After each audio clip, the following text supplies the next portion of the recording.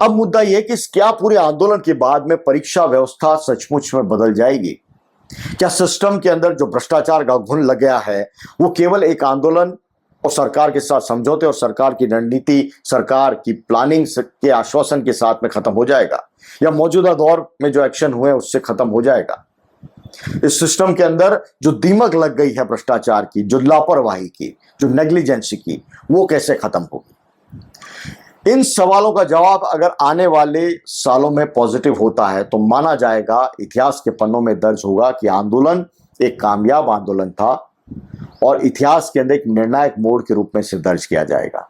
लेकिन अगर इसका जवाब नहीं हुआ दोस्तों, तो हर आंदोलन अपने मन मुताबिक, लोगों के मन मुताबिक, उम्मीदों के मन मुताबिक अगर नतीजे नहीं ला पाता है तो एक हताशा पैदा होती है। एक बड़ी राजनीतिक घटना तो इसे कह सकते हैं इस आंदोलन को, अगर इसमें आउटकम उस रूप में नहीं मिला, परीक्षा व्यवस्था में सुधार नहीं हुआ, छात्रों की उम्मीदें पूरी नहीं हुई, तो इससे हम एक राजनीतिक घटनाक्रम तो कहेंगे, लेकिन बदलाव की आंधी नहीं कहेंगे, बदलाव का मोड़ नहीं कहेंगे, वो बात नहीं कह पाएंगे कि ये कहानी दिए और तूफान की लड़ाई की थी।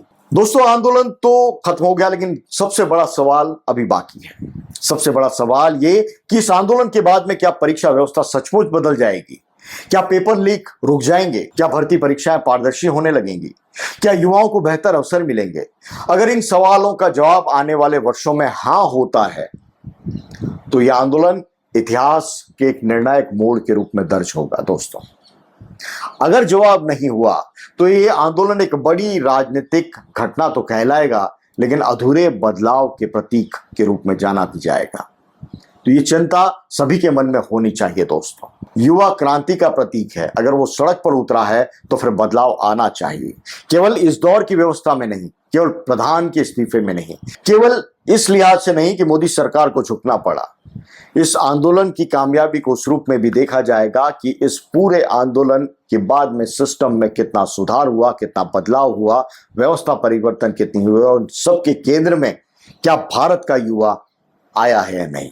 ये सरकार के लिए, सीजेपी के लिए, जेन जी के लिए और विपक्षी पार्टियों के लिए सबसे बड़ी कसौटी होगी आने वाले सालों में। दोस्तों,